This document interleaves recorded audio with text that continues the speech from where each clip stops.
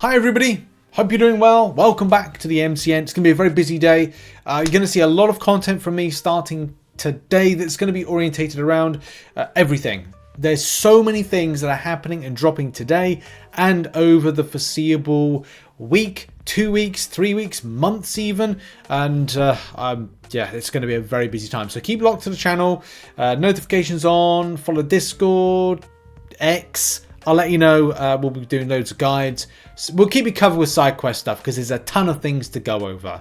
So one of the first topics that we're going to be talking about is Alliance Wars. A little bit of a part 1, part 2. A little bit to do with Enchantress, a little bit to do with Alliance Wars tactic. The tactic for me is probably one of the worst ones I haven't really enjoyed. And I think I haven't really enjoyed it from a sense of the champion spread of counters covering the things that are frustrating.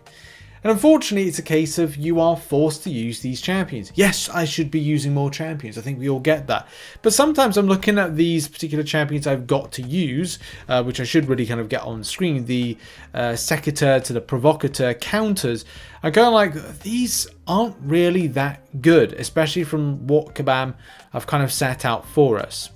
So getting them on screen right now, there they are.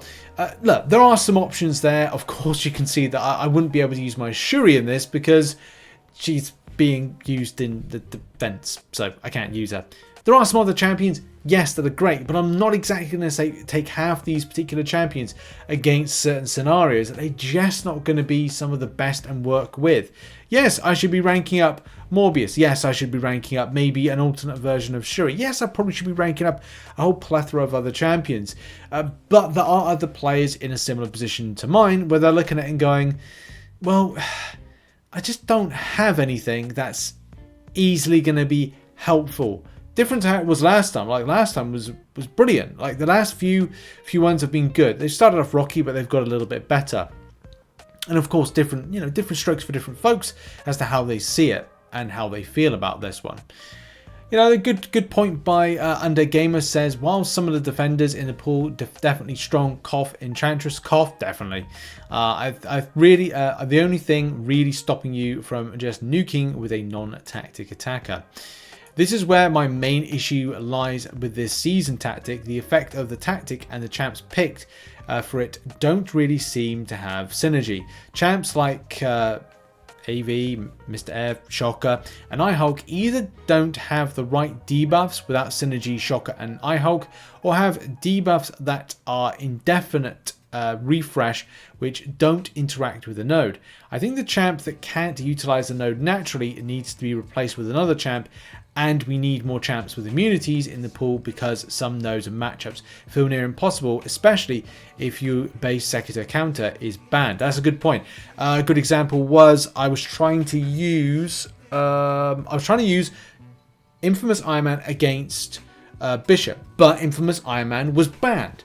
And as a result of it being banned, I had to use my next strongest champion that I'd ranked up, and that one was a Mega Sentinel. Unfortunately, that meant that I'd have to rotate around and Incinerate pop up, which no, not Incinerate, the Poison pop up, which was really, really bad. It didn't give me much, and people probably saying, well, if you use this champion and that champion, but I couldn't rank up a champion to go and help myself out. Luckily, this was off season, and this level of pressure is not really conducive to a kind of a nice relationship with this game at times when you're kind of going, well, I can't rank up a champion to help out here. We'll use a lower rank one. Well, I can't. That's not going to be... If I go into a block, I'm going to be screwed by the pierce mechanic within the stat focus of Bishop, and that creates a real kind of like tough environment. And I'm not alone. I know a lot of other people kind of like experience the same thing. Really good thread on this, by the way, if you want to go and check it out. If you've had similar feelings about this, put it in the comments, or indeed go to the thread, because obviously it's helpful to give that feedback to Kabam. And a lot of people have. You know, they've definitely kind of done that. But also the part 2 to this is a situation around Enchantress, and a lot of people are very passionate about this at the moment, with good fair observation. So Funny Dude says, new war tactic in Provocateur, Enchantress is tagged to Provocateur. As we can only see, only use Secator champions. I'm only open open to other non-tag champions, but I doubt it's possible. Now imagine she's placed on these nodes, power focus, blah blah blah blah blah blah blah, blah and that there. Honestly, I don't know how to fight her with second-tier champions, and I guess that's the issue, isn't it? It's the potency of your second-tier champions against the provocateur champions that I feel that Kabam haven't got right.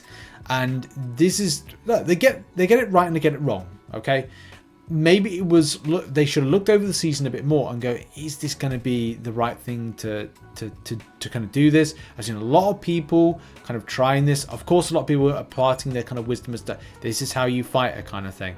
But it's like this point right here, this war meta and the counters for these fights is a joke and an insult to the player base. This will be the worst season to date. If you've looked at, and obviously maybe that's a bit kind of like, you know, really critical of stuff, but if you look at the season, the off season that's presented so far, and look at the deaths to wins ratios, and look at the deaths being given, this doesn't look like it's going in a positive way. And I'm surprised not a lot more people have made a bit of a like threads and kind of like noise about this particular incident. And also stuff like this. Fighting her relies a lot on an AI cooperation. The number of times I tried to intercept an event quest and she wouldn't play ball. It's power focus node, then she will get a bar of power before I can do that.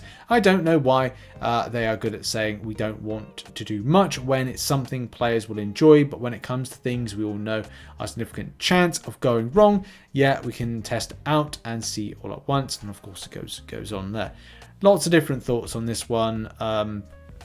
You know, I agree that the scariest combo is Enchantress Unstoppable Heavy. Silk is the only tactic option with easy access. Again, that's another thing, like I have to rank up some more champions. I should have done that, but I guess that's a problem. Like these are very specific counters now to this. There we go. Anti-Venom needs 30 hits, Sandman needs SP2, Spider-Man needs SP3. Each of these options are highly likely to eat casting damage before they can build to the required utility. Fair play to the boss killers out there. You're doing God's work, and yeah, it's just not great, is it? When you kind of look at this going, it's a bit stressful, and it's adding a bit more stress than I think to players. That is fair to add. But anyway, thoughts and comments about this. Also, just quickly, Kabam have not answered against the stuff with Kingpin.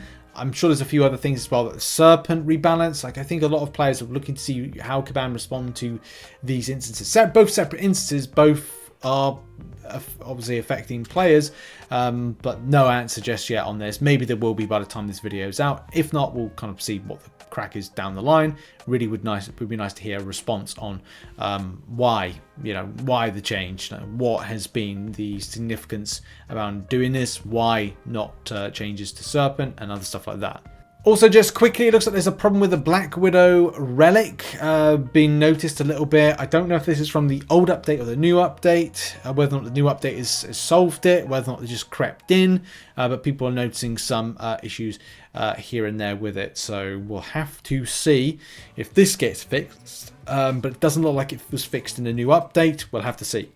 And now finally onto a very interesting topic around crystal pools. As you know, the loyalty crystal, or the Alliance Wars loyalty, whatever you want, 7-star crystal, which you trade in with your loyalty shatter, and the one you trade in for incursion artifacts, are very exclusive pools. And those champions that pool has not been updated in quite a while. There was a really cool question that was kind of put on the forums about this, and it did get a response from Kabam Crash, which is nice. Those pools are exclusive, and I didn't think they were going to get any kind of changes or love, but Kabam Crash basically like reaffirms that, and what also gives a little bit of hope in the future. First of all, he says, when we introduced these crystals, I said that we would remain unchanged for at least a year. We deliver, and by the way, that the year's kind of up. Included champions requiring high sig to give them some longevity, so you're encouraged to go out and play incursions and also alliance wars to get them multiple times. In case we decided against updating them, after reviewing the data, we have no plans to update these crystals. Sad times. In case of alliance wars crystals, the idea was that that including a champion chase would result in more players engaging with Alliance Wars. I can't find any evidence of that. It looks like some same players that always played Alliance Wars continue to play it, and the same players that didn't play Alliance Wars continued to not play it. It creates a fun additional chase for those playing Alliance Wars, but given there was effectively no discernible behavior change, it seems unwise to use up 6 more champions in our 7-star runway to update the crystal. Going on further to say that on the incursion side, our iteration of Saga Incursions, which is one of my favourites, has absolutely crushed our engagement targets. More players played Incursions for arcade games than any point aside from when Incursions replaced the side quest. By the way, it was fun. Arcade games, Incursions was fun. It's very rare that I say I have had fun in game, but I had a lot of fun with arcade games Incursions. Some of my favorite content in a little while. Crucible was good, AI was terrible within it, but arcade games, fantastic, fair, fun, a little bit challenging at times, and interesting champions that I used, and yeah, just fun. Similar to Alliance Wars, I don't believe updating the Incursions pool is going to bring anybody into Incursions that isn't already playing it. It might make a few people do Incursions in off cycles, but Saga Incursions is intended to be the late game Incursion meta moving forward. So again, burning 6 champions from the runway to update the crystal for a little to no benefit seems unwise. I am not saying that will literally never change, but I will give players at least a few builds warning if and when it happens. Until you hear more from us, safe to say they are not changing, just to provide a bit more kind of like context on that. But also, Kabam Crash does go a bit further on the topic of some other things and said, yes, I can say with confidence at this point that the Alliance Wars and Incursion Crystals won't be changing at least until next year.